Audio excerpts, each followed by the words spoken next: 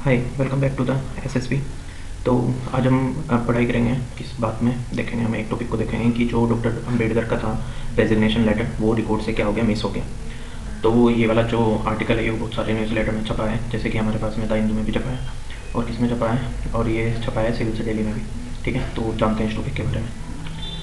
तो जो डॉक्टर अंबेडकर थे वो क्या थे, हमारे पास में लॉ मिनिस्टर थे। ठीक है, doctor Ambedkar served as a independent India's first law minister. ठीक है, वो पहले लॉ मिनिस्टर थे हमारे पास में। और वो और भी इसके साथ साथ क्या कहते हैं, इंडियन जूरिस्ट थे, इकोनॉमिस्ट थे, पॉलिटिशियन थे, सोशल रिफॉर्मर थे, और जिनको भारत रत्न अवार्ड से सम्मानित किया गया था। कब सम्मानित किया गया था? 1990 में। और ये माना गया है कि जो सरदार पटेल हैं और महात्मा गांधी है, दोनों ने प्रपोज किया था डॉक्टर अंबेडकर का नाम किस पोस्ट के लिए, लॉ मिनिस्टर की, इन द नेहरू कैबिनेट में।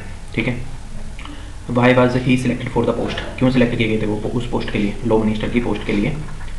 ठीक है, क्यों सिलेक्ट किए गए थे? Being father of our constitution, पहली चीज़ तो यही थी कि उन्होंने ही कॉन्स्टिट्यूशन को डिज़ाइन किया था, तो इसलिए वो जो थे वो सिलेक्ट किए गए थे लॉ मिनिस्टर की पोस्ट के लिए। ठीक है, Sardar Patel then deputy PM, जो उस टाइम पे डिप्यूटी पीएम प्राइम मिनिस्टर थे, high regard for doctor Ambedkar's intellectual abilities. ठीक है, वही चीज़ है कि उन्होंने हमारे जो कॉन्स्टिट्यूशन है उसको ड्राफ्ट किया था, तो इसलिए उनका नाम सजेस्ट किया गया था। पॉलिटिकल अर्ज थी उनके लिए additional, doctor Ambedkar's role in the Dalit movement, मतलब वो जो हमारी वुमेन थी और क्या थी, दलित जो समुदाय थे, उनको सबको साथ में लेके चलना चाहते, तो इसलिए उनके नाम का पॉलिटिकल अर्ज भी था। ठीक है, रिप्रेजेंटेशन ऑफ द मार्जिनलाइज्ड। ठीक है, his appointment as the law minister was seen as a symbol of inclusivity, representation of the marginalised communities in the government, कि ताकि गवर्नमेंट में सभी तबके के लोगों को साथ में लेके चला जा सके। इस तरह की रिप्रेजेंटेशन भी उस तरह की उस टाइम की गवर्नमेंट देना चाहती थी, इसलिए उनका नाम को सिलेक्ट किया गया था। डॉक्टर अंबेडकर ने रिज़ाइन क्यों किया था उस टाइम पे? पॉलिटिकल डिफरेंसेस के कारण। किसके साथ में? नेहरू के साथ में। Due to the differences with then PM, उस टाइम पे जो पीएम जवाहरलाल नेहरू थे, over the Hindu code bill के ऊपर उन्होंने रिज़ाइन दिया था, क्योंकि वो उसमें कुछ रिफॉर्म करना चाहते थे पर्सनल लॉज को लेके। Not every personal laws in India. ठीक है, सभी के पर्सनल लॉज को नहीं करना चाहते थे चेंज, सिर्फ और सिर्फ हिंदू पर्सनल लॉज को चेंज करना चाहते थे। ठीक है, row for reforming personal laws.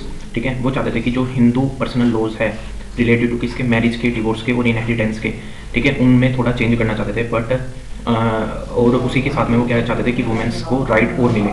Women भी जो पुरानी वाली जो प्रॉपर्टी होती है, जिसको दादा इलाही प्रॉपर्टी भी बोलते हैं, उसको इनहेरिट कर सके वो भी। ठीक है, इनहेरिट कर सके, उस तरह के लिए चेंजेस चाहते थे। Injustice to women. ठीक है, Ambedkar had proposed a more comprehensive set of reforms.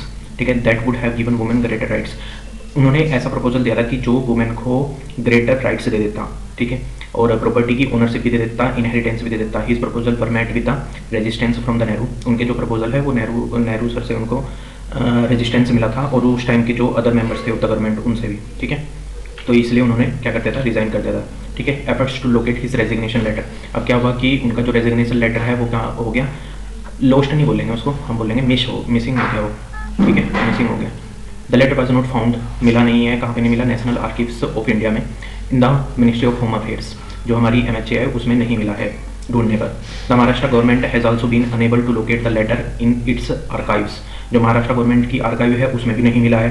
RTI से रिक्वेस्ट भी, RTI की जो रिक्वेस्ट डाली गई थी वो भी अनसक्सेसफुल हो चुकी है, तो इसलिए माना जा रहा है कि जो उनका लेटर है वो मिसिंग हो गया है। ठीक है, significance of his letter. Missing letter is a matter of concern as it is an important historical document. ठीक है, वो एक हिस्टोरिकल इंपॉर्टेंट डॉक्यूमेंट होगा। Ambedkar's resignation was a significant event in the India's political history.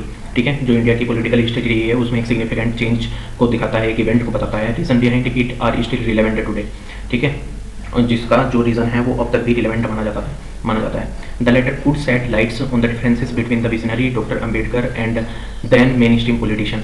ये क्या बता रहा है, ये उस टाइम के जो पॉलिटिशियन थे, उस टाइम के जो मेंबर्स थे हमारे पास में पार्लियामेंट के, ठीक है, मेंबर ऑफ पार्लियामेंट थे, उनके और किसके बीच में, अम्बेडकर जी के बीच में।